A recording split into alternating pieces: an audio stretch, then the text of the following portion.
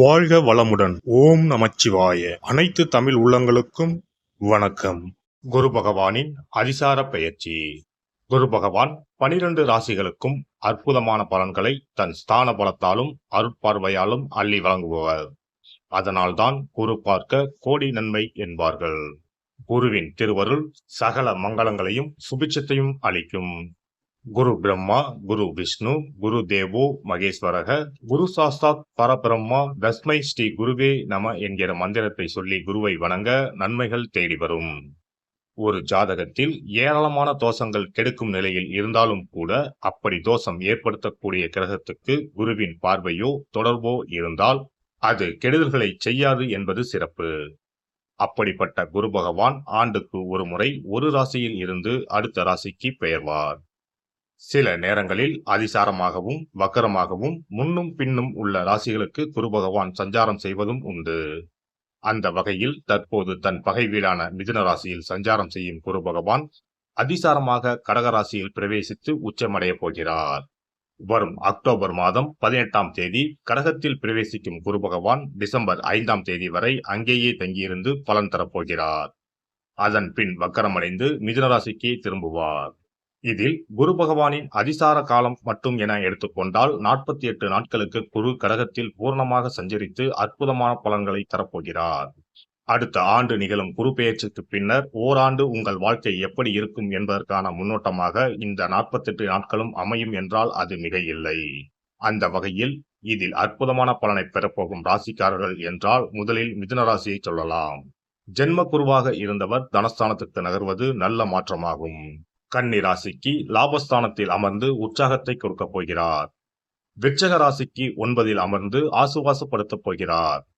மகர ராசிக்கு 7இல் அமர்ந்து ஆனந்தமான வாழ்வை தரப்போகிறார். மீனராசிக்காரர்கள் கஷ்டங்கள் நீங்கி சுகமான வாழ்வை அனுபவிப்பார்கள். மற்றபடி தனகாரகரான குரு பகவான் உச்சம் அடைவதால் உலகெங்கும் பணத்தட்டுப்பாடு ஓரளவு நீங்கும். வாரா கடன்கள் வங்கிகளுக்கு அதிகம் வசூலாகும். மழையளவு உயரும். உணவுப் பொருள் உற்பத்தி அதிகரிக்கும். விருச்சிக ராசியை குரு பகவான் பார்ப்பதால் பூமி விலை உயரும். ரியல் எஸ்டேட் சூடுபிடிக்கும். மருந்து பொருட்களின் விலைகள் குறையும். குரு பகவான் மகர ராசியை பார்ப்பதால் அந்நிய முதலீடுகள் அதிகரிக்கும். குரு பகவான் மீனராசியை பார்ப்பதால் கல்வித்துறை நவீனமாகும். பதிப்பகத்துறை, கேட்டரிங், சட்டம், சிஏ, சிவில், ஆர்கிடெக்ட் துறைகள் வளர்ச்சியடையும். இந்த அதிசார பெயர்ச்சியால் உங்கள் வாழ்வில் வளமும் நலமும் செல்வ செழிப்பும் பெற்று வாழ்வில் உயரிய நிலையை அடைய எல்லாம் வல்ல எம்பெருமானை வேண்டி விரும்பி கேட்டுக்கொள்கிறேன். வசீகர தோற்றமும் வார்த்தை சாதுரியமும் கொண்ட ரிஷபராசி அன்பர்களே, தற்போது 2ஆம் வீட்டில் குரு பகவான் இருந்து அருள் செய்து கொண்டிருக்கிறார். தேவையான பணவரவு வருவதால் பெரிய கவலைகள் இல்லாமல் இருக்கிறது என்ற நிலைமைதான். ஆனால் அக்டோபர் 18ஆம் தேதி குரு பகவான் 3ஆம் இடமான கடகத்தில் அடியெடுத்து வைக்கிறார். 3ஆம் இடத்து குரு முடகுரு. எனவே இந்த குரு பெயர்ச்சி என்னவெல்லாம் செய்யுமோ என்கிற அச்சம் ஒரு சில ரிஷபராசிக்காரர்களுக்கு இருக்கும். ஆனால் அப்படிப்பட்ட பயம் எதுவும் தேவையில்லை. இயல்பாகவே குரு பகவான் ரிஷபராசிக்காரர்களுக்கு லாபாதிபதி மட்டுமல்ல, அஷ்டமாதிபதியும் கூட. அஷ்டமாதிபதி தனக்கு அஷ்டமத்தில் சென்று மறைவது விபரீத ராஜயோகத்தை கொடுக்கக்கூடிய அமைப்பு. பலகாலம் முயற்சித்தும் கொடுத்து திரும்ப வராமல் இருந்த கடன் தொகை கைக்கு வரும். செல்வாக்கு அதிகரிக்கும். எல்லா வகையிலும் நல்லது நடக்கும். திடீரென சொத்து வாங்கும் அமைப்பு உண்டு. நட்பு வட்டம் விரிவாகும். அரசு சார்ந்த விஷயங்கள் நல்லபடியாக முடியும். முயற்சிகள் அனைத்துமே வெற்றியாக முடியும். இதுவரை உங்கள் முன்னேற்றத்திற்கு தடையாக இருந்தவர்கள் விலகி போவார்கள். குரு பகவானின் பார்வை 7ஆம் வீட்டில் படுவதால் கணவன் மனைவிக்கு இடையே இருந்த ஈகோ விலகி அன்யோன்யம் அதிகரிக்கும். குடும்பத்தில் ஒற்றுமை உண்டாகும். பிரிந்திருந்த கணவன் மனைவி ஒன்று சேர்வார்கள். திருமணத்திற்காக காத்திருக்கும் ரிஷபராசி இளைஞர்களுக்கு நல்ல வரன் அமையும். திருமண பேச்சுவார்த்தை சுகமாகும். 9ஆம் வீட்டை குரு பகவான் பார்ப்பதால் நகைகள், ஆடம்பர பொருட்கள் வாங்குவதற்கான யோகம் உண்டாகும். குலதெய்வ கோவிலுக்கு சென்று வர இருந்த தடைகள் அகலும். குரு பகவான் லாபஸ்தானத்தை பார்ப்பதால் சேமிப்பதற்கான வாய்ப்புகள் உண்டாகும். குறிப்பாக ரோஹிணி நட்சத்திரக்காரர்களுக்கு மிகப்பெரிய ராஜயோகம் காத்திருக்கிறது. வியாபாரிகளுக்கு இது ஏற்றமான காலமாக இருக்கும். பல புதிய ஒப்பந்தங்களில் கையெழுத்திடுவீர்கள். அதன் மூலம் நல்ல லாபம் வாய்க்கும். வேலையிடத்தில் இதுவரை தொல்லையாக இருந்த அதிகாரி சமாதான போக்கை கடைபிடிப்பார். சிலருக்கு சம்பள உயர்வு அல்லது பதவி உயர்வு கிடைக்கும். பணியில் எதிர்பார்த்த சலுகைகளும் கிடைக்கும். ஆண்டு கிரகங்களான சனி, ராகு, கேது ஆகியவற்றின் சஞ்சாரங்கள் ஆண்டு முழுவதுமே உங்களுக்கு சாதகமாக இருப்பதால் இந்த குருவின் அதிசார பயிற்சியும் உங்களுக்கு நன்மையே தரும். அவசர முடிவுகளை தவிர்த்து நிதானமாக செயல்பட்டு இறை வழிபாட்டில் ஈடுபட்டால் சகல நன்மைகளும் தேடி வரும். வெள்ளிக்கிழமைகளில் சிவ வழிபாடு செய்யுங்கள்.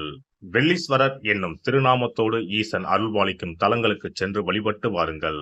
வாழ்க்கையில் ஒருபடி முன்னேறும் காலமாக இந்த குருபெயர்ச்சி காலம் அமையும்.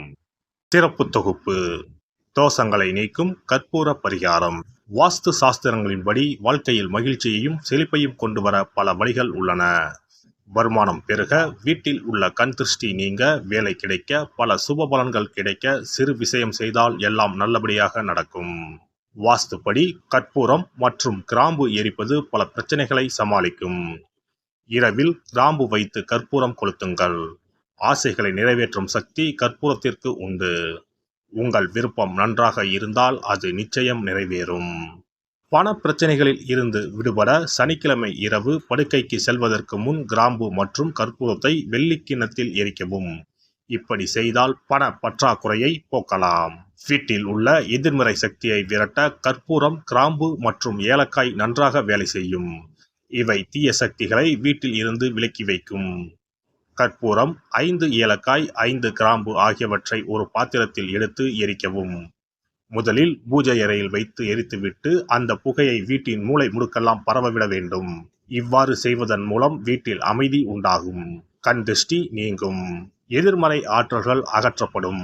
வீட்டில் இருப்பவர் மீது தீய பார்வை இருந்தால் அது நீங்கும். இவற்றை எரிப்பதன் மூலம் வீட்டில் உள்ள எந்த நோய்வாய்ப்பட்ட நபரின் உடலில் இருந்தும் அந்த பிரச்சனைகள் நீங்கும். ஆரோக்கியம் மேம்படும். சனிக்கிழமை அன்று மாலை வீட்டில் கிராம்பு மற்றும் கற்பூரத்தை எரிப்பது குடும்ப உறுப்பினர்களுக்கு மகிழ்ச்சியையும் அன்பையும் தரும். எல்லோரும் மகிழ்ச்சியாக இருப்பார்கள். எதிரிகளிடமிருந்து விடுபடுவார்கள். மேலும் கிராம்பு மற்றும் கற்பூரத்தை எரித்து வர வீட்டில் உள்ள பிணக்குகள் நீங்கும்.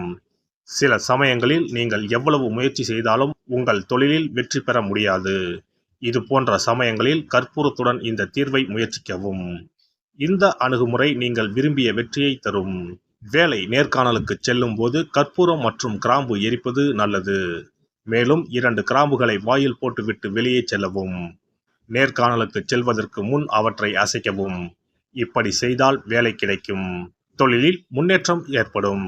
கடுகு எண்ணெயில் 2 கிராம்புகளை போட்டு காலையில் கடவுளுக்கு அருகில் தீபம் ஏற்றவும். அதன் பிறகு நேர்காணலில் கலந்து கொள்ளுங்கள். இவ்வாறு செய்வதன் மூலம் தொழிலில் உள்ள தடைகள் அனைத்தும் நீங்கும். நல்ல வேலை கிடைக்கும். திருமண உறவில் சிக்கல் இருந்தால் வெள்ளி அல்லது வேறு ஏதேனும் பாத்திரத்தில் கற்பூரத்தை எரிக்கவும். அறையின் மூலையில் 2 கற்பூரங்களை வைக்க வேண்டும்.